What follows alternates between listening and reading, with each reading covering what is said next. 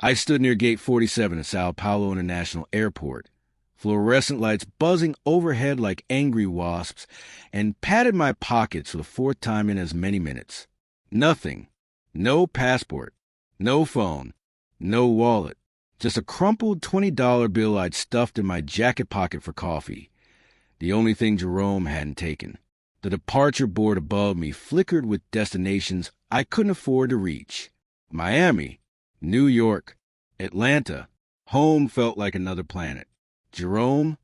I called out, my voice disappearing into chaos of announcements in Portuguese, the rolling of suitcases, the crying of tired children. People flowed around me like water around a stone. Nobody stopped. Nobody looked. My hands were shaking.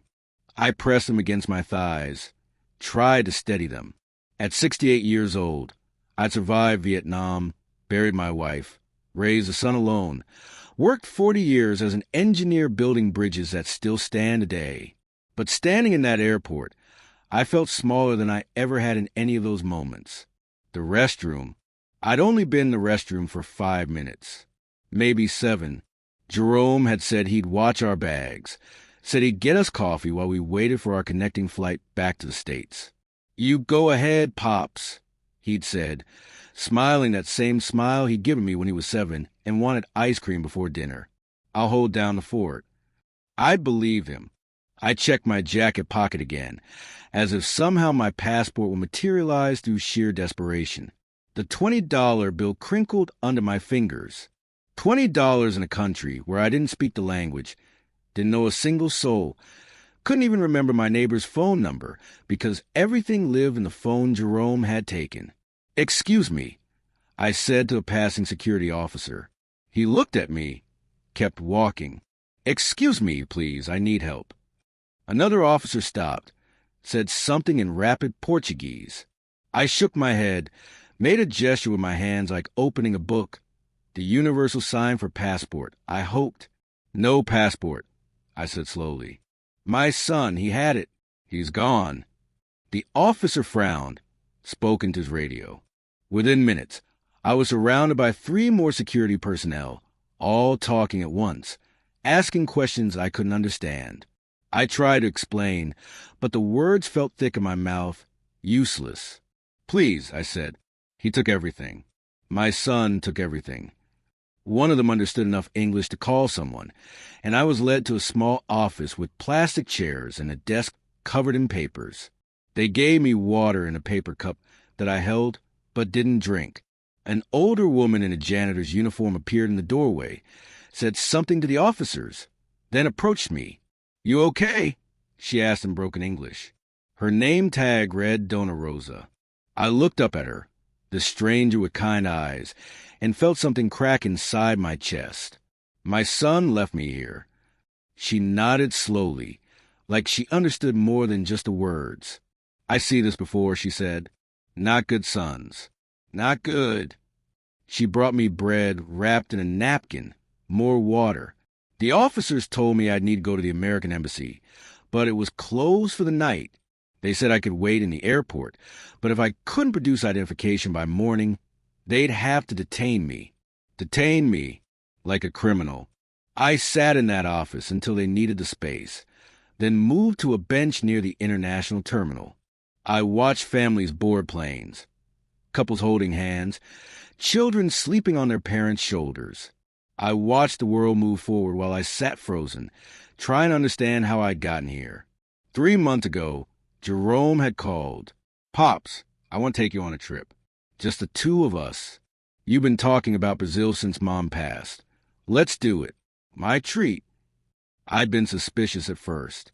Jerome and I hadn't been close since Sarah died 5 years ago. He drifted, as they say. Calls became texts. Texts became silence. But he'd sounded genuine on the phone, excited even. I want to reconnect, Dad. I want to make things right. So I'd said yes. God help me, I'd said yes. He'd handled all the documents, all the bookings. Don't worry about a thing, he'd insisted. I've got it covered. 2 weeks before we left, he'd brought over some papers. Just insurance stuff, he'd said. in case something happens on the trip. I'd signed them, didn't even read them carefully. He was my son. You don't fact-check your own blood. I pulled out the $20 bill, smoothed it on my knee. In the dim light of the terminal, I could see every crease, every fold. This was all I had left of 40 years of work, of a life carefully built, of trust given freely. My leather watch, Sarah's gift on our 20th anniversary, ticked steadily on my wrist. At least he hadn't taken that. I touched it, felt the worn band, the scratched crystal. Sarah's voice echoed in my memory. Time keeps moving, Marcus, even when we think it stopped. But time couldn't help me now. I closed my eyes, leaned back against the cold plastic of the bench. Somewhere above me, a plane was taking off, carrying passengers home. I listened to the engine's roar, felt the building tremble slightly. When I opened my eyes, Dona Rosa was standing in front of me again, her cleaning cart beside her. "You stay here tonight?" she asked. I nodded. She looked around, then reached into her uniform pocket and pulled out a slip of paper. She pressed it into my hand. "My cousin," she said. "He helped Americans before. You go tomorrow, yes? Don't stay here. They take you to detention." I looked at the address written in careful handwriting. A street name I couldn't pronounce. A number, a neighborhood called Villa Mariana. "Thank you," I whispered. She patted my shoulder, the way Sarah used to when I'd had a hard day at work. Then she moved on, pushing her cart down the terminal, leaving me alone with a piece of paper and a decision I'd have to make by morning. I sat there as the airport emptied, as the lights dimmed slightly for the overnight hours, as my reality crystallized into something sharp and undeniable. Jerome had planned this. The trip, the timing, the documents I'd signed without reading. He'd planned to leave me here. My own son had abandoned me in a foreign country, thousands of miles from home, with nothing but the clothes on my back and $20 to my name. I checked my watch. 2 a.m. In 10 hours, I'd have to decide whether to wait for the embassy's bureaucracy, a process that could take weeks, or trust a stranger's address and leave the only place where American authorities might find me. I folded Dona Rosa's paper and tucked it into my shirt pocket, right over my heart. Then I closed my eyes and tried to remember the last time Jerome had looked at me like he loved me. I couldn't remember, and that hurt worse than anything else. The airport at night is a strange kind of purgatory. Not quite real, not quite dream. I sat on that plastic bench as the hours crawled by, watching the cleaning crews push their wide mops across endless stretches of tile, listening to garbled announcements echo through empty terminals. My body ached. My back, my knees, my hip, all the places where age had settled in like unwanted tenants. But the physical pain was nothing compared to the grinding in my mind, the constant loop of questions I couldn't answer. Why? I'd given Jerome everything.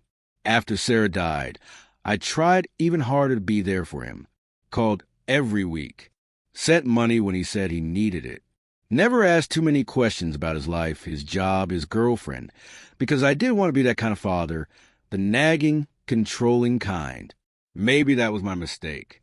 Around 3 a.m, Dona Rosa came back. She didn't say anything, just set down a styrofoam container next to me. Inside was rice, beans, some kind of meat.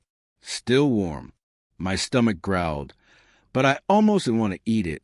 Accepting her kindness felt like admitting this was real, that I really was a 68-year-old man stranded in a foreign airport, dependent on the charity of strangers. But I was hungry, so I ate. "Thank you," I said when she came back for the empty container. She waved her hand like it was nothing. "You call the cousin tomorrow," she said. "Carlos, he good man. He help." I wanted to ask her why she was helping me, what she saw in an old man that made her care. But my Portuguese was non-existent, and her English was limited. So instead, I just nodded. After she left, I let my mind drift back to the past 6 months, looking for signs I'd missed. Jerome's sudden interest in my finances. "You should simplify your accounts. Pops. Make things easier." His questions about the house. You ever think about downsizing? This place is too big for just you. The papers he brought over. Just standard stuff. Dad. Power of attorney in case something happens. Power of attorney. My blood went cold. I'd given Jerome power of attorney, which meant he could access my accounts. He could make decisions about my property. He could sell my house. I stood up too quickly, felt my head swim, sat back down hard. A security guard looked over at me, suspicious. I gave him what I hoped was a reassuring wave. Just an old man, nothing to worry about. But inside, my engineer's mind was building structures of realization, each one more devastating than the last. Jerome had planned this down to the last detail. The trip to Brazil, far enough away that getting home would be nearly impossible without documents. The power of attorney, legal access to everything I owned. The timing, right after I deposited my quarterly pension check, the biggest payment of the year. He'd done the math. He'd known exactly what he was doing. I thought about my house, the 3-bedroom ranch Sarah and I had bought 43 years ago, the place where we'd brought Jerome home from the hospital, where we'd celebrated birthdays and Christmases and ordinary Tuesday dinners that felt like blessings. I'd built the deck myself, installed the kitchen cabinets, planted every tree in the yard. It was paid off, worth maybe $300,000 in the current market. Not a fortune, but enough to change someone's life. Enough to make a man betray his father. I pulled my watch off my wrist, held it up to catch the dim terminal light. The back was engraved, "To Marcus with all my love, Sarah." I turned it over, watched the second hand sweep around the face. 35 years old, this watch. Still kept perfect time. Sarah had believed in things that lasted, in building slowly, in commitment, in the long view. Quick money disappears quick, she used to say. But what you build with your hands, with your heart, that stays. I wondered what she'd say about Jerome now. She'd always defended him, even when he dropped out of college, even when he bounced from job to job, even when he stopped visiting. He's finding his way, she'd insist. He's young. He'll figure it out. But he hadn't figured it out. He'd figured out something worse. How to take from a man who'd given him everything. Around 5 a.m, the airport began to wake up. Early flights, early travelers, the smell of coffee and fresh bread from reopening cafes. I watched people rush past with their rolling suitcases and their purpose, and I felt like a ghost, present but not quite real. A security guard approached me. Not the same one from earlier. Younger, with a stern expression. "Identification," he said in heavily accented English. "I don't have it," I said. "It was stolen. I've already talked to your colleagues." He spoke into his radio. More officers arrived. They weren't unkind, but they were firm. I needed to come with them. I needed to be processed. If I couldn't prove who I was, if I couldn't produce documentation, they'd have to detain me while they contacted the embassy. Detention. The word kept coming up. Detention meant a cell. Meant waiting while bureaucracy ground forward at the speed of government. Meant weeks, possibly months, of being trapped in a system that didn't care who I was or what had happened. I thought about Donna Rosa's cousin, about the address in my pocket, about the choice in front of me. Stay and be swallowed by the legal process, or disappear into Sao Paulo and try to find my own way. I need to use the restroom, I told the officers. They exchanged glances. One of them nodded, but another officer followed me. I went into the restroom, splashed water on my face, looked at myself in the mirror. I looked old. When had that happened? When had the young man who'd come home from Vietnam and started a life turned into this gray-haired stranger with worry lines carved deep into his forehead? But my eyes still had fight in them. I dried my face, walked back out. The officer was waiting. "I'm ready to go to the embassy." I lied. "Can you point me toward the exit? I have an address." He seemed relieved I wasn't going to be difficult. He gave me directions, warned me that I'd need to register with the embassy immediately or face more serious consequences. I nodded, agreed to everything, and headed for the exit. The morning air hit me like a baptism. Warm, humid, smelling of exhaust and street food and humanity. I'd spent 12 hours in that airport, and now I was walking out of it into a city of 12 million people where I knew exactly one person, a cousin of a janitor who'd shown me kindness I didn't deserve. I pulled out Dona Rosa's paper, studied the address. A taxi driver called out to me in Portuguese. I showed him the paper. He quoted a price, 40 reais. I had no idea how much that was in dollars, but it didn't matter. I didn't have 40 reais. I had 20 American dollars. I showed him the bill. He shook his head, moved on to another customer. I found a bus stop, showed the address to a woman waiting there. She pointed down the street, said something I didn't understand, then held up 7 fingers. 7, maybe the bus number, or the number of stops. When the bus arrived, I climbed on, showed the driver my $20 and Dona Rosa's address. He said something sharp, gestured at a fare box. Other passengers were getting impatient behind me. I tried to explain, but the words were useless. An older man in a business suit said something to the driver, then handed him some coins. He gestured for me to sit down. Another kindness from a stranger. I was collecting them like lifelines. The bus lurched forward, and I grabbed a pole for balance. Through the window, I watched Sao Paulo wake up. Street vendors setting up their stalls, workers heading to early shifts, the sun rising over a skyline I didn't recognize. I was off the map now. Invisible, undocumented. If something happened to me, nobody would know. Nobody would find me. But I'd survived worse. I'd survived war. I'd survived Sarah's death. I'd survived this. I had to, because Jerome was back home right now, probably sleeping in my bed, eating from my refrigerator, living in a house I'd built with my own hands. And he thought I was gone. He thought I'd be stuck here forever, lost in bureaucracy and distance and despair. He thought wrong. I touched my watch, felt its weight on my wrist. "I'm coming home, Sarah." I whispered, "I'm coming home." The bus dropped me at a corner where 2 busy streets collided into chaos. Cars honked. Motorcycles wove through traffic. Street vendors shouted in Portuguese. I stood there holding Dona Rosa's piece of paper like it was a treasure map, trying to match the address to the faded numbers on buildings. A young woman pushing a stroller noticed me, my confusion probably written all over my face. I showed her the paper. She smiled, pointed down a narrow side street, held up 3 fingers and walked them through the air. 3 blocks. I thanked her and started walking. The neighborhood wasn't tourist-friendly. No English signs, no familiar chain stores.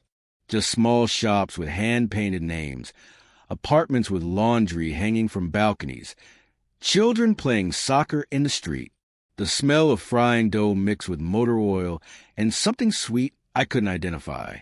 I found the address, a small electronics repair shop sandwiched between a bakery and a laundromat. Through the dusty window, I could see workbenches covered in circuit boards, old computers, tangles of cables. A bell chimed when I pushed open the door. A man looked up from a soldering project. 40, maybe, dark hair, careful eyes, wearing a T-shirt that said something in Portuguese I couldn't read. "Carlos," I asked. He set down his soldering iron, studied me for a long moment. "Your Rosa's American." His English was good, way better than Dona Rosa's. I felt something loosen in my chest. Communication. Finally. "Yes."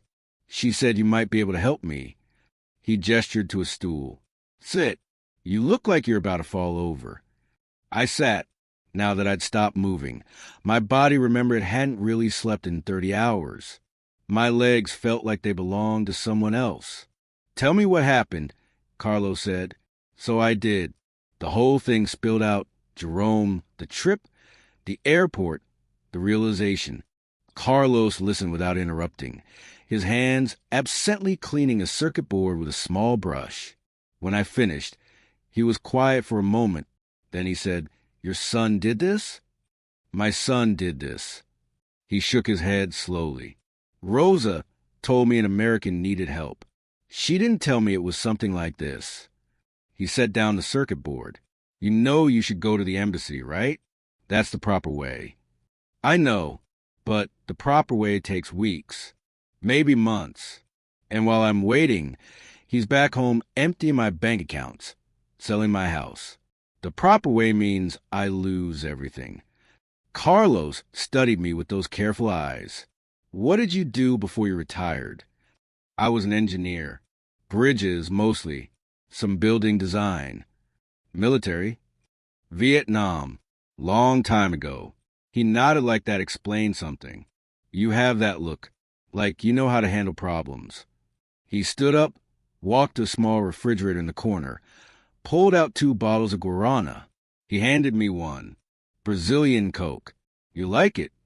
I opened it, drank. It was sweet, caffeinated, cold. I hadn't realized how thirsty I was. "Okay," Carlos said. "I'll help you, but you need to understand something. If you don't go through the embassy, you're undocumented. You're invisible. If something happens, if you get arrested, it's much worse. I understand. And you'll need to work. I can give you a place to sleep in the back room, but I can't afford to just feed another person. You work in the shop, I'll give you food and a roof until we can get you home. Fair. More than fair." He reached out his hand. I shook it. His grip was firm, honest. It was the first time since the airport that I'd felt like a person instead of a problem. "Why are you helping me?" I asked. He looked at the cluttered shop, at the electronics waiting to be fixed. "My father died when I was 23. Heart attack. He was a good man, worked his whole life, never complained, always tried to do right. I think about him every day." He looked back at me. If he'd been in trouble, stranded somewhere, I'd want someone to help him. So I help when I can. That's how it works, you know? We take care of each other. I felt something tighten in my throat. "Thank you. Don't thank me yet. First, let's see what we can do about your situation." He moved to a computer on the workbench, gestured for me to come closer. "Let's check your bank accounts. You remember your passwords." I did. I'd used the same passwords for years, combinations of Sarah's birthday and our anniversary. Jerome had never asked about them. He hadn't needed to. He had power of attorney. Carlos navigated to my bank's website. I logged in and my stomach dropped. Checking account, $347. It had been nearly $12,000 when I'd left for Brazil. Savings account, $0. It had been $43,000, my emergency fund, my safety net, the money Sarah and I had saved for decades. "Jesus," Carlos whispered. I stared at the screen, at those numbers that didn't make sense. 40 years of work. Gone. Just gone. "There has to be another account," Carlos said. "Something he didn't know about?" I thought for a moment, then remembered. The union pension. It's direct deposit, but it goes to a different bank. A credit union Sarah insisted we open years ago. Jerome didn't know about it.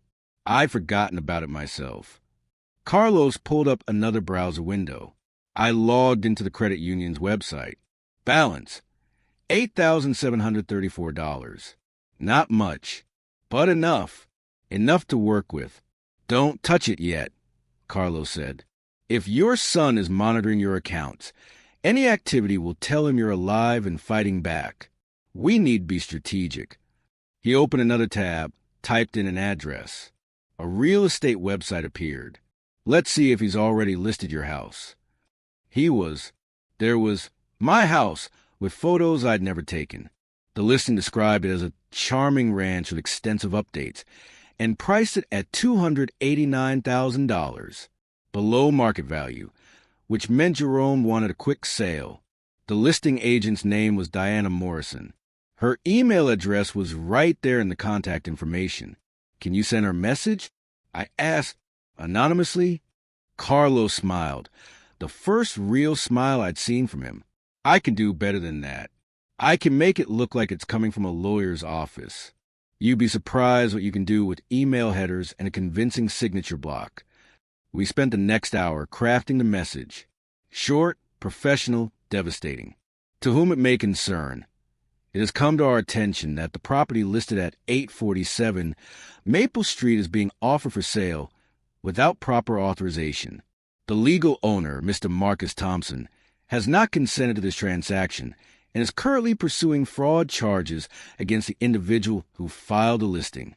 Any sale of this property will be void and subject to legal action. Please remove this listing immediately and contact our office. Documentation to follow. Carlos added a fake law firm name, a fake attorney name, a fake phone number that would go to a disconnected line if anyone called. Will it work? I asked. Maybe, maybe not, but it'll scare her. Real estate agents don't want legal trouble. At minimum, it'll slow things down. He hit send, and I watched my anonymous warning disappear into the internet. Now what? I asked. Now you work. He gestured to the cluttered workbench. You said you're an engineer. You know electronics. Basic stuff. I can solder, test circuits, follow diagrams. Good, because I have about 40 devices that need repair and about 4 hands to do it. You help me clear this backlog. You earn your keep. I looked at the pile of broken things waiting to be fixed. Old radios, laptops with cracked screens, circuit boards with burnt components. It reminded me of my own life. Broken, waiting to be repaired. But I knew how to fix things. That's what engineers do. Show me what needs doing, I said. Carlos handed me a soldering iron and a broken radio. Start with this. Just replace the capacitor. See the one that's bulging? That's the problem. I held the iron, felt its familiar weight, smelled the flux as it heated up. My hands knew this work. They remembered. For the first time since Jerome left me in that airport, I felt like myself again. Not a victim, not a problem, just a man with skills and hands that still worked. I bent over the radio and got to work, while Carlos called someone he knew at the U.S. Embassy, someone who might be able to help expedite my paperwork without the official process that would take weeks. The shop smelled like solder and old coffee and possibility. Outside, Sao Paulo hummed with life. Millions of people go about their day, none of them knowing that an old man from North Carolina was sitting in a repair shop, plodding his way back home. I touched my watch, checked the time. Back home, it was about 9 in the morning. Jerome was probably just waking up, probably making coffee in my kitchen, probably congratulating himself on pulling off the perfect crime. But crimes aren't perfect. They leave traces. They create witnesses. They generate evidence. And I was good at building cases. That's what engineering is, after all. Collecting evidence, testing theories, constructing solutions at work. I built bridges that carried thousands of cars a day. I could build my way out of this. I looked at Carlos, who was already on the phone, speaking rapid Portuguese, his face serious and focused. I'm coming home, Sarah. I whispered again, so quietly even I barely heard it. I promise. The soldering iron hissed as I worked, fixing something that had been broken, just like I was going to fix this. 3 days in that repair shop taught me something about myself. I'd forgotten what it felt like to be useful, to wake up with purpose, to spend the day solving problems, to fall asleep too tired to think. Carlos worked me hard, 10, 12-hour days, but I didn't complain. Every circuit board I fixed, every device I restored, was proof that I still mattered, that I wasn't just an old man taking up space. On the 4th morning, Carlos came into the shop early, holding his phone. I talked to my contact at the embassy, he said. She can expedite your passport replacement, but you'll need to come in person. Bring any identification you can provide. They'll verify your identity through biometric records. How long? 10 days, maybe 14. But it's the best we can do without the official process. 10 to 14 days. 2 weeks of limbo. 2 more weeks for Jerome to drain accounts, sell property, destroy everything I built. Can I use your computer? I asked. I need to check something. He gestured to the workbench. I pulled up my bank accounts again.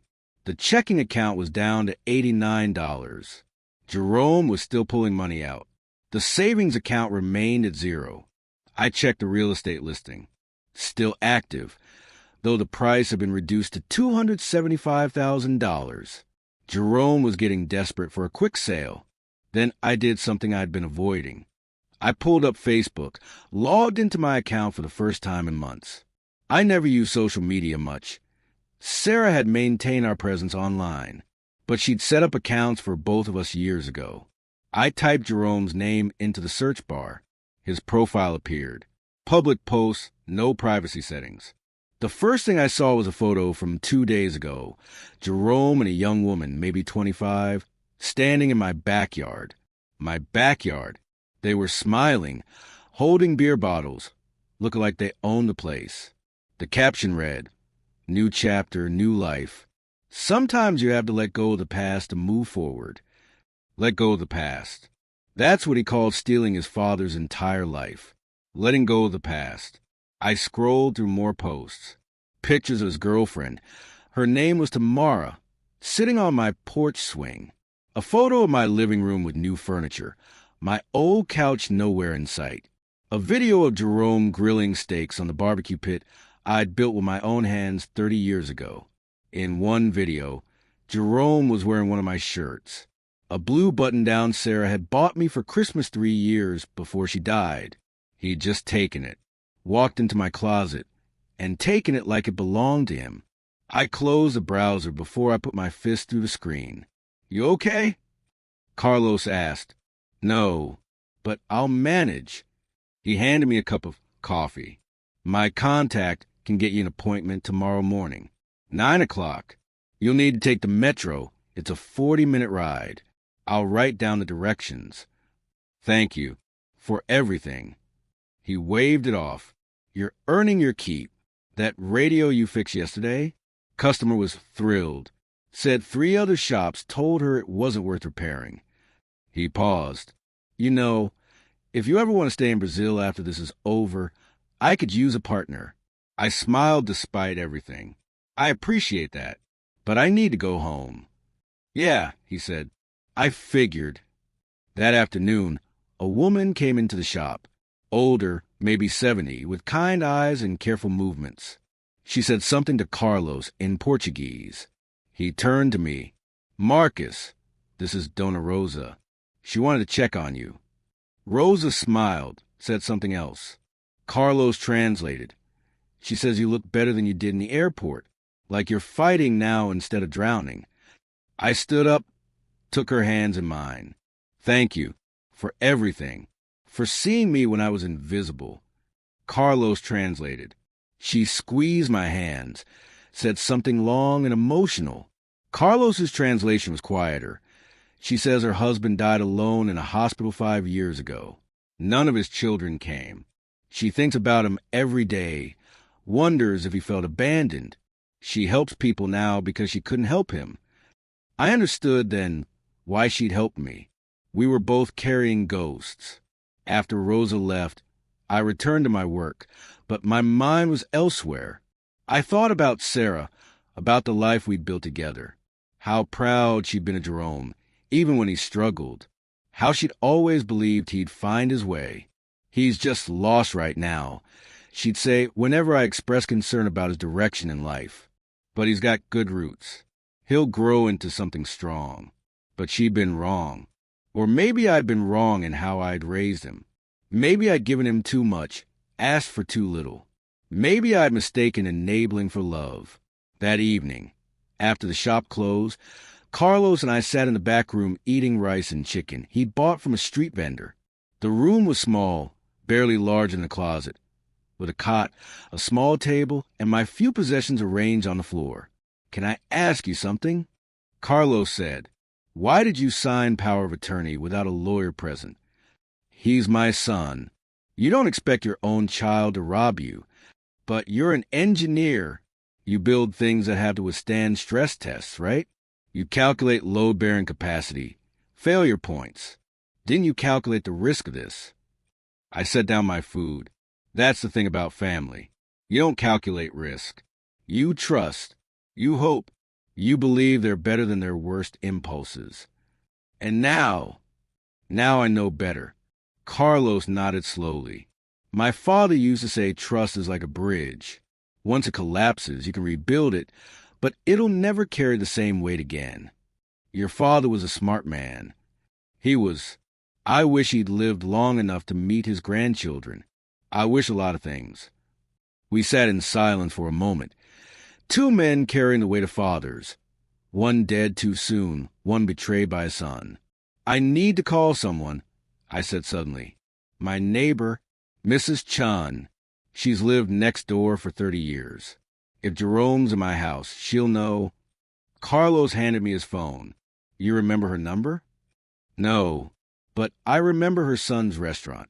It's listed online, Chen's Garden in Winston-Salem. I found the restaurant number, called it. A young man answered. Chen's Garden, how can I help you? Is this David Chun? This is David. David, this is Marcus Thompson. I used to babysit you when you were little. I'm your mom's neighbor. Mr. Thompson? Yeah, wow, it's been a while. You okay? Not exactly. Is your mother available? I need to speak with her urgently. She's at home. Hold on, let me give you her number. 10 minutes later, I was talking to Mrs. Chun. Marcus, where are you? Jerome said you decided to stay in Brazil for a few months. Extended vacation. That's not true, Mrs. Chun. He left me here. Took my passport, my wallet, everything. I need your help. Silence on the line. Then quietly, oh, Marcus. Is he living in my house? Yes. He moved in a young woman 3 days ago. They've been having parties. Lots of people coming and going. I almost called the police last night. The music was so loud. But I thought you'd given him permission. My jaw tightened. I didn't. And I need you to document everything. Take photos if you can. Write down times, dates, what you see. I'm coming home, but I need evidence of what he's doing. Of course. Marcus, I'm so sorry. If I'd known. You couldn't have known. He planned this carefully. What can I do to help? I thought for a moment. Can you receive a wire transfer? I need you to hire a lawyer for me. Someone who specializes in elder abuse and fraud. Yes, absolutely. Give me the details. I handed the phone to Carlos, who helped me work out the Western Union transfer from my hidden credit union account. Then Mrs. Chun, and I talked for another 20 minutes. She told me about the furniture Jerome had thrown away, the personal items she'd seen in garbage bags on the curb, my tools, Sarah's garden decorations, 40 years of memories, discarded like trash. When I hung up, my hand was shaking. Carlos took the phone back, said nothing. Sometimes silence is the only appropriate response to cruelty. That night, lying on the cot in the back room, I couldn't sleep. I kept thinking about Sarah's garden decorations, the ceramic frogs she collected for 20 years, the wind chimes I'd hung for her birthday, the painted stones we bought on our anniversary trip to Charleston. In the darkness, I pulled out my watch, held it close to my face. I couldn't see the engraving in the dark, but I knew what it said. I knew every letter. I'm trying, Sarah. I whispered. I'm trying to save what we built. The watch ticked on, steady and sure, counting down the seconds until I could go home. The U.S. Embassy in Sao Paulo occupied a fortress-like building in the Jardins district. Carlos and I took the metro together that morning, and he walked me to the entrance. I'll wait out here, he said. Good luck. Inside, the process was bureaucratic but surprisingly efficient. They verified my identity through fingerprints, asked me questions only the real Marcus Thompson could answer, took new passport photos. The consular officer, a tired-looking woman named Patricia, reviewed my case with the kind of efficient sympathy that came from seeing too many stranded Americans. Mr. Thompson, I have to ask, did you file a police report about the theft? It wasn't a theft in the traditional sense. My son took my documents. Her expression shifted slightly. I see. You should know that abandoning a dependent adult in a foreign country is a federal crime. Have you contacted law enforcement back home? Not yet. I'm working with an attorney. She made notes on her computer. Your emergency passport will be ready in 7 days. That's the absolute fastest we can do it. In the meantime, you will need to check in here daily to confirm your temporary registration. 7 days. 1 week. I could manage 1 more week. Thank you, I said. She looked at me for a long moment. Mr. Thompson, I've been doing this job for 12 years. I've seen adult children do terrible things to their parents. I want you to know you're not alone, and you're not foolish for trusting your son. You're human. Something about her words cracked something open inside me. I nodded, not trusting myself to speak. Over the next week, I fell into a rhythm. Wake at 6, work in the shop until noon, take the metro to the embassy to check in, return to work until 8 or 9 at night, fall asleep exhausted. Mrs. Chin emailed me photos every day. Jerome's car in my driveway, strange people coming and going, boxes of my belongings piled at the curb for a trash pickup. Each photo was a knife between my ribs, but I saved every single one. Evidence. The lawyer Mrs. Chun had hired, a woman named Patricia Okonkwo, who specialized in elder abuse cases, called me on Carlos's phone. Mr. Thompson, I need you to understand something. Your son technically has legal authority to the power of attorney you signed. That makes prosecution complex. But I was coerced. I didn't understand what I was signing. Can you prove coercion? Were there witnesses? Did he explicitly threaten you? I thought back to that day in my living room, Jerome spreading papers across my coffee table. Not exactly, but he misrepresented what the documents were. That's fraud, which helps. And the abandonment in Brazil, that's elder abuse under federal law. But building a case takes time. The power of attorney is still technically valid until we can get it revoked through the courts. How long will that take? Weeks. Maybe months. I don't have months. He's selling my house. I've already contacted the real estate agent and sent a cease and desist letter. That should slow things down. But Mr. Thompson, you need to prepare yourself. Even when you get home, you might not be able to immediately access your house or your accounts.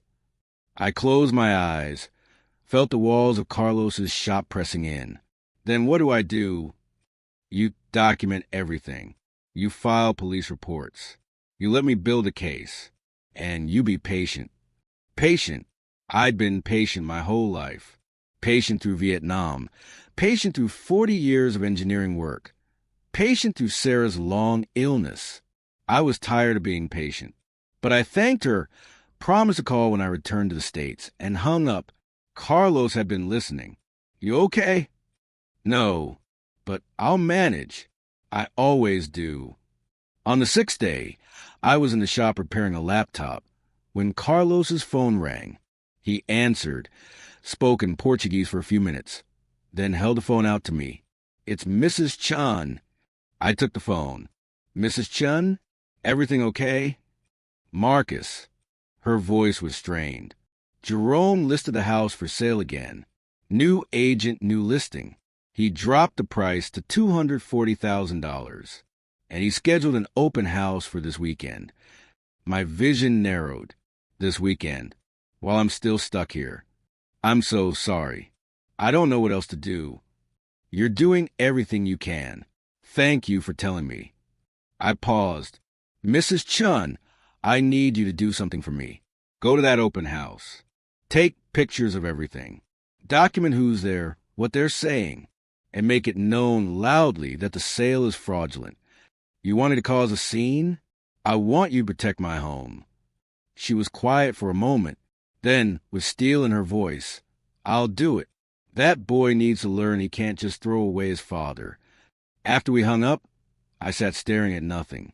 Carlos brought me coffee, sat down across from me. "One more day until your passport," he said. "Then you go home." One more day. I repeated, but it felt like an eternity. That night, Dona Rosa brought dinner. Homemade feijoada, the rich Brazilian stew that had sustained me through this nightmare. She and Carlos spoke in Portuguese while I ate, and I caught my name several times. Finally, Carlos translated. "Rosa says you're different now than you were in the airport. She says you look like a ghost then. Now you look like a man who's ready to fight." I looked at Rosa, at her kind face and knowing eyes. Tell her I had good teachers. Tell her I'll never forget what she did for me. Carlos translated. Rosa smiled, reached across the table, and squeezed my hand. Then she said something long and emotional. She says, Carlos translated slowly, that her husband's children never came to his funeral. They were too busy with their own lives. She wants you to know that not all children deserve their parents, but all parents deserve to be treated with dignity. I nodded, unable to speak past a lump in my throat. The next morning, I took the metro to the embassy for the last time. Patricia, the consular officer, handed me a dark blue booklet, my emergency passport. "Good luck, Mr. Thompson," she said. "I hope you get your home back." Thank you for everything. Carlos had already helped me book a flight, the cheapest option, leaving that afternoon, connecting through Miami. He'd refused to let me pay him back for the ticket. "You helped me clear my backlog," he'd said. "Consider us even," but we both knew we weren't even. You can't repay someone who saves your life. At the airport, the same airport where Jerome had abandoned me 14 days earlier, Carlos walked me all the way to security. "You're a good man, Marcus Thompson," he said. "Don't let your son take that away from you." "I won't." I pulled Sarah's watch off my wrist, pressed it into his hand. "I want you to have this." "No, Marcus, I can't." "Please. It's the only thing of value I have left, and I want you to have something to remember that people can be good, that strangers can become family." His eyes were bright. He hugged me then. This man I'd known for less than 2 weeks who had shown me more loyalty than my own son. "Go home," he said. "Fix what's broken." "I will." I went through security, boarded the plane, and watched Sao Paulo disappear beneath me as we climbed into the sky. The city had been my prison and my salvation. I'd arrived broken and alone. I was leaving with purpose and allies and proof that the world still had good people in it. The flight was long. I didn't sleep. I kept thinking about what I'd find when I got home, how I'd feel standing in front of my own house, potentially locked out of my own life. But I also thought about Carlos and Dona Rosa and Mrs. Chun, about Patricia at the embassy, about all the people who had helped me when they didn't have to, who had seen an old man in trouble and decided to care. Jerome had tried to erase me, but I was still here, still breathing, still fighting. The plane touched down in Miami at 11 p.m. I went through customs, showed my emergency passport, collected my single borrow bag that Carlos had filled with clothes that didn't fit quite right. Then I bought a bus ticket to Winston-Salem. The next bus left at 6 a.m. I spent the night in the terminal, sleeping in fits and starts, my body remembering the Sao Paulo airport, the beginning of this nightmare. But this was different. This was home soil, home country, home. The bus ride took 17 hours with stops. I watched North Carolina approach through the window, familiar highways, familiar trees, familiar signs. My chest felt tight. At 9 p.m., the bus pulled into Winston-Salem. I stepped off into humid summer air that smelled like home. Mrs. Chun was waiting in the parking lot. When she saw me, she rushed forward, hugged me tight. "Welcome home, Marcus." I held on to her, this neighbor who had become so much more. "Thank you for being here. Where else would I be?"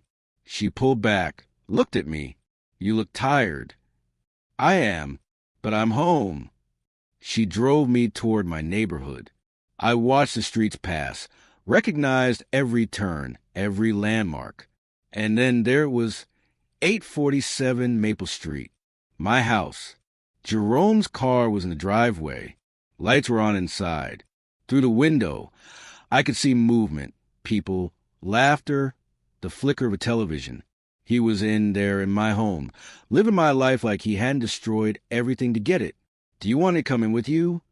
Mrs. Chun asked. "No, but thank you. I need to do this myself. The lawyer and police are on standby. Just call if you need them."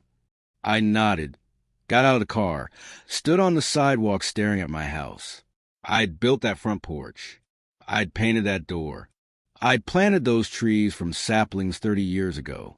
This was mine, and I was taking it back. I touched my wrist, forgetting for a moment that my watch was gone, that I'd given it to Carlos. But I could still feel its ghost there, still hear Sarah's voice. Time keeps moving, Marcus, even when we think it's stopped. I took a breath, let it out slow, and started walking toward my front door. I was home, and everything was about to change. I stood on my own front porch and felt like a stranger. The welcome mat was new. Some generic thing from a big box store, not the hand-painted one Sarah had commissioned from a local artist. Even the door looked wrong, though I couldn't say exactly why. Through the window, I could see Jerome on my couch, my old leather couch that I thought was gone but apparently wasn't. He was laughing at something on the TV, his arm around a young woman I assumed was Tamara. They looked comfortable, happy. I tried the doorknob. Locked. Of course it was locked. He'd changed the locks on my own house. I knocked. Hard. The laughter inside stopped. Footsteps. The door opened, and Jerome stood there holding a beer, wearing shorts and a t-shirt, looking like he owned the place. For 3 full seconds, he just stared at me. His face went through a remarkable range of expressions: confusion, recognition, shock, and finally something that might have been fear. "Dad." His voice cracked on the word. "Hi, Jerome." "How? I mean, what are you—" He couldn't finish a sentence. Behind him, Tamara appeared, looking between us with wide eyes. What am I doing here? I finished for him. At my own house? The house you tried to steal while I was stranded in Brazil. I can explain. I'd love to hear it. But first, I need you to step aside. I'm coming in. Dad, listen. Step aside, Jerome. Something in my voice must have registered because he moved. I walked into my living room, and it was like walking into a stranger's house. New TV, new coffee table, different arrangement of furniture, pictures on the walls I'd never seen before. Sarah's portrait, the oil painting I commissioned after she died, was gone from above the fireplace. In its place was a generic print of a beach scene. Where's your mother's portrait? My voice was very quiet. Jerome's hands were shaking. The beer bottle trembled. It's in the garage. I was going to. You put my wife's portrait in the garage. Dad, if you just let me explain. Explain what? Explain how you left me in a foreign country without identification or money. Explain how you forged documents to drain my bank accounts. Explain how you're trying to sell my house out from under me. Tamara had backed up against the wall. Jerome? What's he talking about? Tamara, right? I looked at her. Did he tell you how he got this house? He said his dad signed it over, that you were moving to assisted living. I'm 68 years old and in perfect health. I don't need assisted living. What I need is my son to stop stealing from me. She looked at Jerome. Is that true? Did you? It's complicated, Jerome said. No, I said. It's actually very simple. You wanted my money and my house. So you took me on a vacation, left me stranded in Brazil, and came home to steal everything I own. I was drowning. Jerome suddenly shouted. You don't understand the pressure I was under. The debts, the collection calls, the threats. So you stole from your father? That was your solution. You don't need this house. You're retired. You live alone. You could downsize to an apartment and... And what? Hand everything to you? The son, who hasn't called me on my birthday in 3 years? Who missed his mother's funeral because he was too busy? Who I had to pay to visit me? Jerome flinched. That's not fair. What's not fair is being abandoned at an airport. What's not fair is having to beg strangers for help while my own son sold my possessions. Tamar was crying now. Jerome! Tell me he's lying. Jerome said nothing. I pulled out my phone, Mrs. Chen's old phone she lent me, and dialed the number for Patricia Okonkwo. Ms. Okonkwo? This is Marcus Thompson.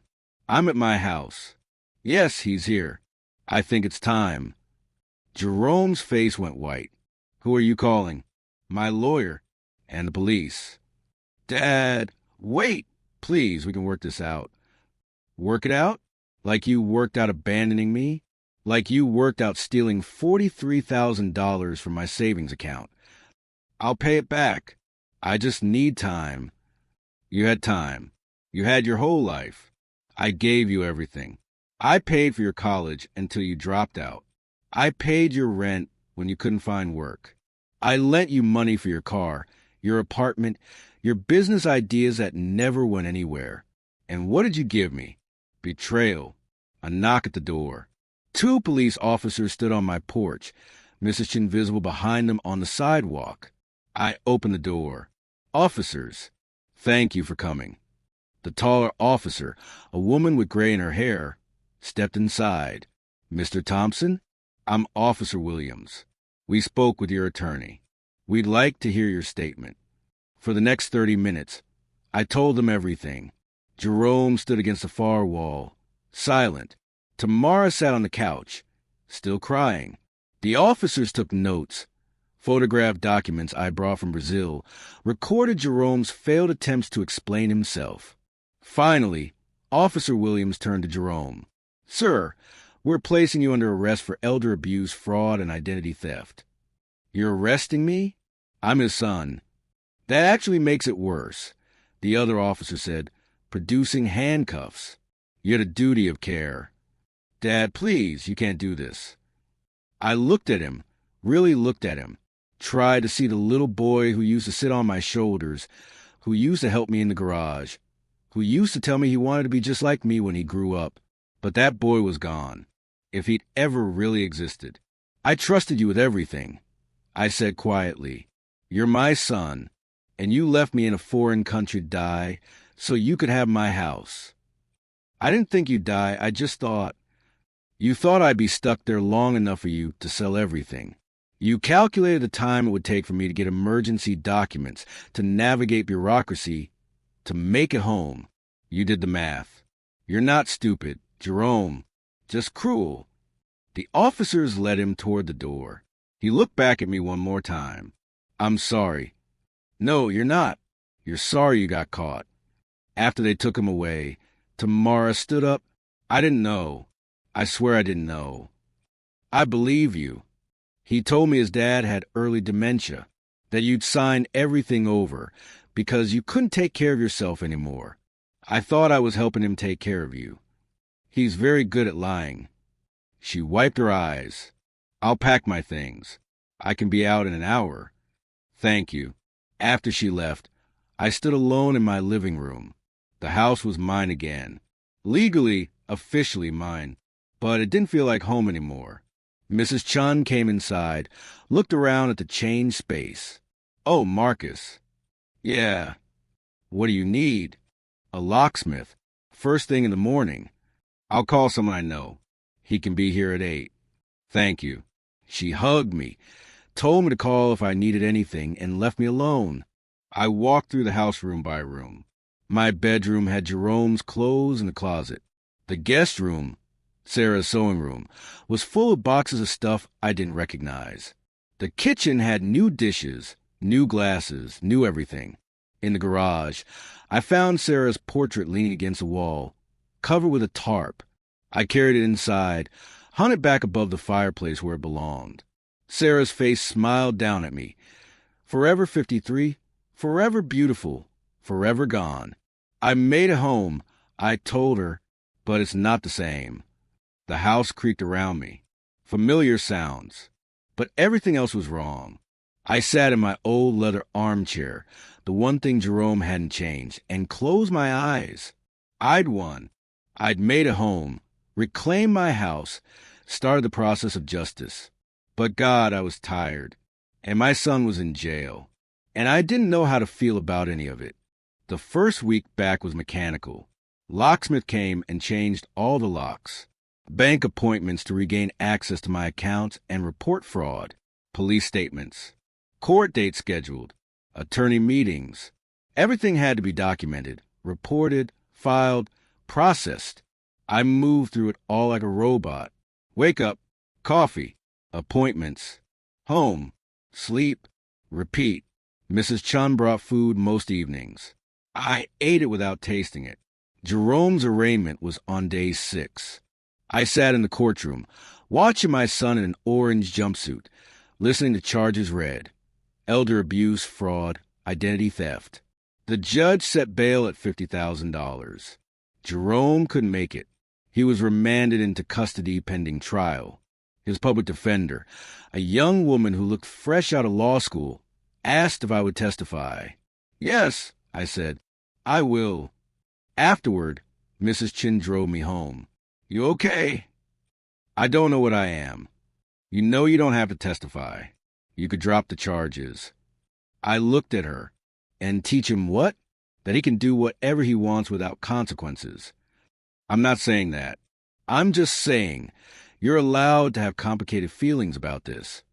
I know, but complicated feelings don't change what needs to happen. At home, I finally started going through the mess Jerome had made. Boxes of my belongings he'd planned to throw out. Sarah's things mixed with mine. Tools I thought were gone forever, found in the garage under a tarp. In a box in the attic. I found letters Sarah had written to me over the years, some mailed during my deployment in Vietnam, others written later and saved for some reason I'd forgotten. I sat on the dusty attic floor and read them all. In one, dated a year before she died, she wrote, Marcus, if something happens to me, I need you to promise me something.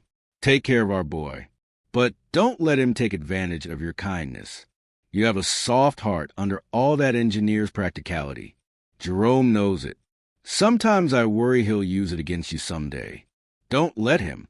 You taught him better. But you can't save someone who won't save themselves. I folded the letter, held it against my chest, and cried for the first time since coming home.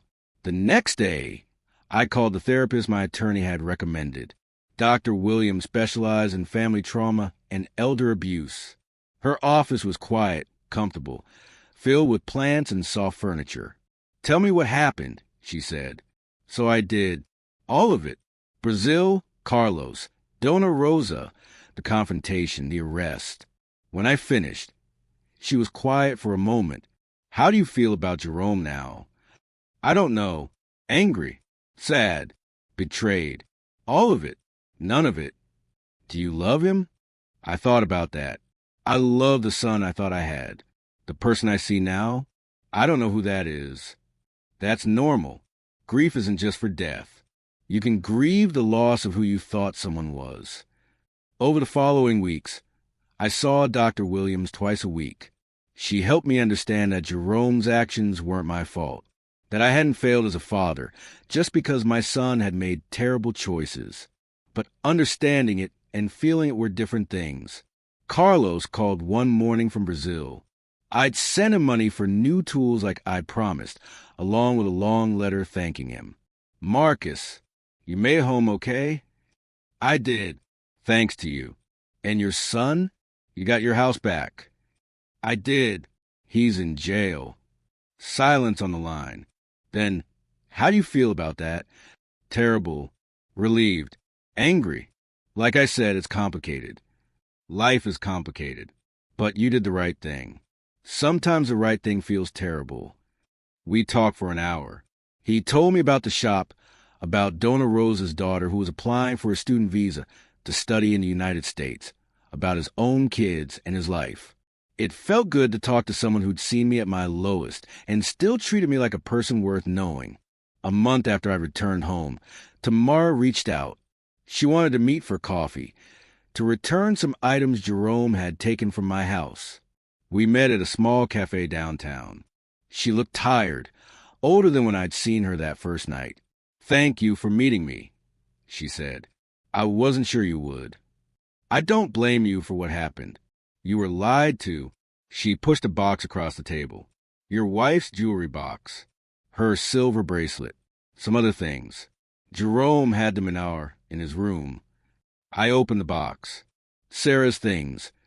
Things I thought were gone forever. "Thank you. Mr. Thompson, I need you to know, I really didn't understand what he was doing. He told me you had dementia, that you'd sign over power of attorney voluntarily. He showed me documents. He lied so convincingly. That's what narcissists do. They lie until you can't tell what's real anymore." She was crying. "I wasted 2 years with him. 2 years believing his promises, his plans, his excuses. You were manipulated. That's not your fault. How do you forgive yourself for being fooled?" I thought about that. You don't forgive yourself for being fooled. You forgive yourself for being human, for trusting, for hoping someone was better than they were. She nodded, wiped her eyes. "Are you going to testify against him?" "Yes." "Good. He needs to face what he did." After she left, I sat with Sarah's jewelry box, running my fingers over familiar pieces. Her pearl earrings, her wedding ring, which I'd planned to give to Jerome's wife someday. But there wouldn't be a someday like that. That future was gone. Mrs. Chen's granddaughter, Sophie, stopped by one afternoon. I'd known her since she was born, had watched her grow from a baby to a bright young woman studying engineering at State. "Mr. Thompson, Grandma said you might be able to help me with a project." I welcomed the distraction. We sat at my kitchen table, and she showed me designs for a pedestrian bridge she was working on for her senior thesis. "The load calculations seem off," she said, "but I can't figure out where I made a mistake." I studied her blueprints, found the error in her foundation assumptions, showed her how to recalculate. Her face lit up. "Oh, that makes so much more sense. Thank you. You're going to be a fine engineer," I said. She smiled. "Grandma says you were one of the best. She says you built the Riverside Bridge." "I did. Long time ago. It's beautiful. I drive over it all the time." She hesitated. "Grandma also told me what happened with your son. I'm sorry." "Thank you. For what it's worth, my mom always says you were the best neighbor we ever had. You fixed our fence after the storm, and you used to give me popsicles in summer. And you came to my dad's funeral even though you barely knew him." "I've forgotten about that. Your dad was a good man." "So are you. I hope you know that. What your son did doesn't change who you are." After she left, I sat at my kitchen table for a long time, thinking about bridges, about how you build them to last, to carry weight, to connect things that were separate. Jerome had burned our bridge, but maybe I could build new ones. That evening, I volunteered at the senior center for the first time. They needed someone to teach a class on basic estate planning and legal literacy, how to protect yourself from scams, how to understand power of attorney, how to recognize elder abuse. 15 seniors showed up. I told them my story, not for pity, but as a warning, as education. Afterward, 3 people thanked me privately. 2 had similar experiences with adult children. One was worried her son was positioning to do exactly what Jerome had done to me. "What should I do?" she asked. "Talk to a lawyer. Set up protections. And don't sign anything without understanding it completely. But he's my son. How do I not trust my son?" Trust doesn't mean blind faith. Trust means believing someone will do right by you. If you have doubt, listen to it. She squeezed my hand. "Thank you." Driving home, I felt something I hadn't felt in weeks. Useful. Like I mattered beyond my bank account and my property deed. Jerome sent a letter from jail. It sat on my kitchen counter for 3 days before I opened it. "Dad, I don't expect you to forgive me. I know what I did was unforgivable. But I want you to understand I was desperate. I'd lost my job, maxed out my credit cards, was facing eviction.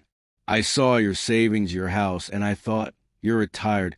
You don't need as much. You could help me. It started as borrowing, but then it became easier to just take. And then I convinced myself you'd be fine, that you figured out that it wasn't that big a deal. I was wrong. I destroyed everything. I destroyed us. I'm not asking for forgiveness. I just wanted you to know I'm sorry. And I understand if you never want to see me again. Jerome, I read the letter twice, then folded it and put it in a drawer with Sarah's letters. An apology wasn't enough, but it was something. I called Dr. Williams. He wrote me an apology. How do you feel about that? I don't know. It feels like too little, too late. But also, it's the first time he's actually acknowledged what he did without making excuses. That's growth. Not enough growth to repair the damage, but growth nonetheless. So what do? That's up to you. There's no right answer. You're allowed to maintain boundaries. You're allowed to never speak to him again. Or you're allowed to leave the door open a crack for the possibility of something in the future. Whatever you choose, make sure it's what you need, not what you think you should do. That night, I sat on my back porch, looking at the yard I'd maintained for 40 years. The grass needed mowing. The garden Sarah had planted was overgrown. Everything needed attention. But for the first time since coming home, I felt like I could breathe. I'd survived. I'd made it home. I'd reclaimed my life. And tomorrow, I'd start rebuilding. 6 months passed. Not quickly. Each day had weight, had substance, but they passed. And gradually, the house started feeling like home again. I bought new furniture to replace what Jerome had thrown out, found Sarah's garden decorations at a second-hand shop, and brought them home. Repainted the rooms in colors Sarah had chosen decades ago. Little by little, I reclaimed the space. Mrs. Chen's granddaughter, Sophie, graduated and landed a job at my old engineering firm. She stopped by occasionally to show me projects, to ask advice, to just visit. I became something like an honorary grandfather to her. Carlos and I video chatted once a month. He sent me photos of his shop, now thriving with the new tools I'd sent. Donna Rosa's daughter received her student visa and will be starting at UNC Chapel Hill in fall. They wanted to visit Brazil someday, to see Sao Paulo as a tourist instead of a refugee. Maybe, I told them. Someday, I kept volunteering at the senior center. Taught classes on financial literacy, on recognizing scams, on protecting yourself from the people who claim to love you, but only love what you can give them. The classes grew. Sometimes 30 people showed up. They asked questions, shared their own stories. Thanked me for being honest about my experience. It helped. Helping others helped me. Jerome's trial was scheduled for 8 months after his arrest. His public defender called several times asking if I consider a plea deal, reduced charges, anything to avoid prison time. No, I said each time. He needs to face the full consequences of what he did. He's your son, she said once, frustration in her voice. Which makes what he did worse, not better. But I didn't ignore him completely. I wrote back to his letters.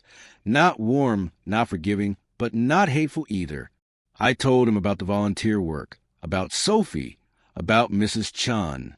I told him I hoped he was getting counseling, hoped he was actually working on becoming a better person. He wrote back that he was, that he'd joined a therapy group for inmates, that he was taking classes, that he was sorry every day for what he'd done. I didn't know if I believed him, but I hoped it was true. A prison counselor called one afternoon. Mr. Thompson, I'm working with your son on a restorative justice program. He'd like to participate in a mediation session with you if you're willing. What does that involve? You both sit down with a trained mediator. He'd have a chance to take full accountability for his actions. You'd have a chance to express the impact of those actions. It's not about reconciliation. It's about healing. Can I think about it? Of course. Take all the time you need. I called Dr. Williams. What do you think? I think it's your decision. There's no obligation to forgive him or reconcile with him or help him feel better about what he did. But if you think it would give you closure, if you think it would help you heal, then it might be worth considering. I thought about it for 2 weeks. Then I called back and declined. Not yet, I told the counselor. Maybe not ever, but I hope he finds his way anyway. Because that was the truth. I hoped Jerome would become better. I hoped he'd learn from this, grow from this, become the person Sarah had believed he could be. But I didn't need to be part of that journey. My responsibility was to myself now, to my own healing, to the life I was rebuilding. Sophie asked me to walk her down the aisle at her wedding. Her father had died when she was 12, and her grandfather had passed a year before. You've been like family to me, Mr. Thompson. It would mean everything if you do this. I stood in front of my bathroom mirror on the morning of Sophie's wedding, adjusting the tie I'd worn to Sarah's funeral, navy blue with thin silver stripes. Sarah had picked it out for our 40th anniversary dinner. My reflection looked back at me, older than I remembered, gray hair thin at the temples, lines carved deep around my eyes and mouth. But there was something else there, too. Something I hadn't seen in a long time. Peace. Not happiness exactly. Not the absence of pain. But a kind of settled acceptance, like the dust after storm finally clears. You made it home, I told my reflection. You made it home. The words meant more than geography. I'd made it back to myself, to the man I was before Brazil, before betrayal, before my son became a stranger who would sell me for a house. I thought about Sarah, about what she'd say if she could see me now. She'd probably shake her head at the mess, at how complicated everything had become. But she'd also smile, that knowing smile she had, and say something like, "Well, Marcus, you never did take the easy road." No, I never did. The doorbell rang. Mrs. Chun, picking me up for the wedding. I took one last look in the mirror, nodded to myself, and walked out of the bathroom. The wedding was beautiful. Sophie was radiant in a simple white dress, her husband-to-be looking at her like she was the only person in the world. When the officiant asked who gave her away, I said, "Her family and I do," and my voice only cracked a little. Mrs. Chin squeezed my hand as I sat back down. "Sarah will be proud of you," she whispered. At the reception, I danced with Sophie, with Mrs. Chun, with Donna Rose's daughter who'd flown in from Chapel Hill. I ate cake and drank champagne and laughed at toast and felt, for the first time in months, like I belonged somewhere. Carlos called via video during the reception. I wish I could be there. Me too, but I'll visit Brazil soon. I promise. You better. Rosa wants to cook for you properly. No airport food this time. After the wedding, Mrs. Chin drove me home. The house was dark, quiet, but it didn't feel empty anymore. It felt like possibility. I changed out of my suit, made tea, sat on the back porch in the cooling evening air. The yard needed work. It always needed work. But I liked it that way. Gave me something to do, something to nurture. A letter was waiting on the kitchen table when I went back inside. From the prison. Jerome's handwriting on the envelope.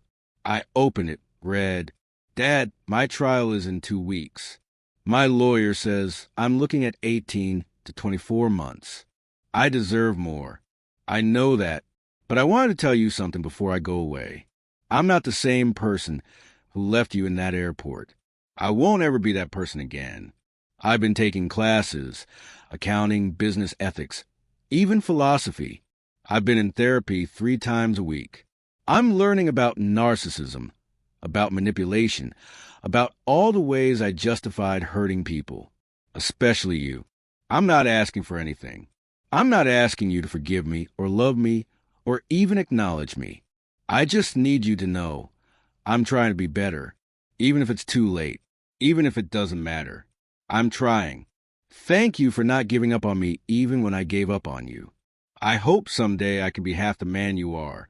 Jerome." I read the letter 3 times, then folded it carefully and added it to the drawer where I kept all his letters and all of Sarah's letters. The past and the possibility of future, side by side. I didn't respond immediately. Maybe I would. Maybe I wouldn't. But I didn't throw it away. That night, I dreamed about Sarah. We were young again, standing in the empty lot that would become our house. She was holding the blueprints, laughing at something I had said, her hair catching the sunlight. "You're going to build something beautiful here," she said in the dream. "We are," I corrected. "We're going to build it together." She smiled, touched my face. "You still are, Marcus. You're still building." I woke up with tears on my pillow and sunlight streaming through the window. A month later, I planted a new tree in the backyard, a red oak, next to the maple Sarah and I had planted when Jerome was born. The maple was huge now, 40 years of growth, branches spreading wide and strong. The oak was just a sapling, fragile, vulnerable, but with time and care it would grow. Some things grow, I said, patting the soil around the new tree's base. Some things don't. You just keep planting. Mrs. Chun came over that afternoon with lunch. We ate on the porch, watching the birds in the yard. "Have you thought about Jerome's trial?" she asked. "Every day." "Will you testify?" "Yes. Not because I want to punish him, but because he needs to face what he did. Real consequences. That's the only chance he has to become better." She nodded. "You're a good father, Marcus. Even now." "I'm not sure about that." "I am. A bad father would have either enabled him or destroyed him. You're doing neither. You're holding him accountable while hoping he grows. That's love. Hard love, but love." Maybe she was right. Or maybe I was just doing the best I could with an impossible situation. Jerome's trial came. I sat in the witness stand and told the truth. All of it. The planning, the deception, the abandonment, the theft. Jerome sat at the defense table, his face blank, his hands folded. When I was done, the prosecutor asked, "Mr. Thompson, do you believe your son is capable of change?" I looked at Jerome, really looked at him. "I don't know," I said honestly. "I hope so. But hope isn't enough. He has to do the work. And he has to face the consequences of not doing the work before." The jury deliberated for 4 hours. Guilty on all counts.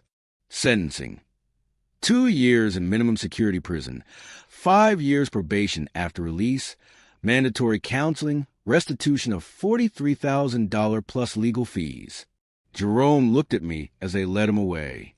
I didn't look away, didn't smile, didn't cry, just held his gaze until he turned the corner.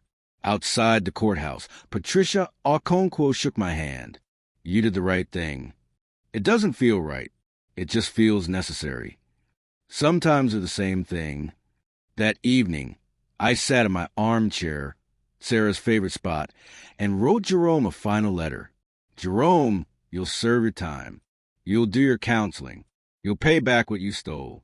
And then you'll have a choice about who you become next. I can't make that choice for you. I can't save you from yourself. Your mother used to say that everyone gets to decide what kind of person they are every single day. For too long, you decided to be the kind of person who takes, who manipulates, who hurts the people who love you. But you can decide to be different. Not for me. For you, I'm not waiting for you. I'm not holding my breath for you to become who I hoped you'd be. I'm living my life. I'm volunteering. I'm helping people. I'm building new relationships and honoring old ones. I'm planting trees I might not live to see grow tall. But the door isn't locked. It's just closed. If you do the work, real work, hard work, honest work, maybe someday it can open again. Not to what we were. That's gone. But to something new, something honest. I hope you find your way. I really do. But I'm okay if you don't. Because I finally understand something. Your choices are yours. Your consequences are yours. And your redemption, if it comes, will be yours too. I love the son I raised. I don't know the man you became, but I hope someday to meet who you're becoming. Take care of yourself, Marcus. I sealed the letter, addressed it, stamped it. Then I set on the table to mail tomorrow. I walked to the backyard, stood between the two trees, the old maple and the new oak. The sun was setting, painting the sky in shades of amber and rose. I touched the trunk of each tree, felt the rough bark under my palms. I did it, Sarah. I whispered to the evening air. I made it home, not to the home we built. That's gone, but to myself. I made it back to me. The wind rustled to the maple's leaves, and I let myself believe it was her answer. I went back inside, made dinner, ate slowly. Afterward, I called Carlos. Marcus, how are you? I'm okay. The trial is over. He's going to prison. Silence on the line. Then, how do you feel? Sad. Relieved. Like I did what I had to do. Then you did right. You always do right, even when it hurts. We talked for an hour about nothing important. His shop, his kids, Donna Rose's daughter's adjustment to American college life, the weather, the future. When we hung up, I sat in the quiet house and felt its weight settle around me. Not heavy, just present. This was my life now. Not the one I'd planned, not the one I'd expected, but mine. And that was enough. I picked up a book, a thriller Mrs. Chin had lent me, and read until my eyes grew heavy. Then I brushed my teeth, turned off the lights, and got into bed. In the darkness, I touched my wrist where my watch used to be. It was with Carlos now, ticking away in a repair shop in Sao Paulo, marking time for someone who'd saved my life. Time keeps moving, even when we think it's stopped, even when our children betray us and our hearts break and our lives get stolen, and we have to claw our way back from nothing. Time keeps moving, and so do we. I closed my eyes and slept deeply, dreamlessly, for the first time in 7 months. When I woke up the next morning, sunlight was streaming through my window, the birds were singing the trees I'd planted, and the day was waiting. Empty and full of possibility, like every day is if you let it be. I got up, made coffee, and walked into my life. The man in the mirror smiled back at me, not happy, not healed completely, but whole, and that was more than enough.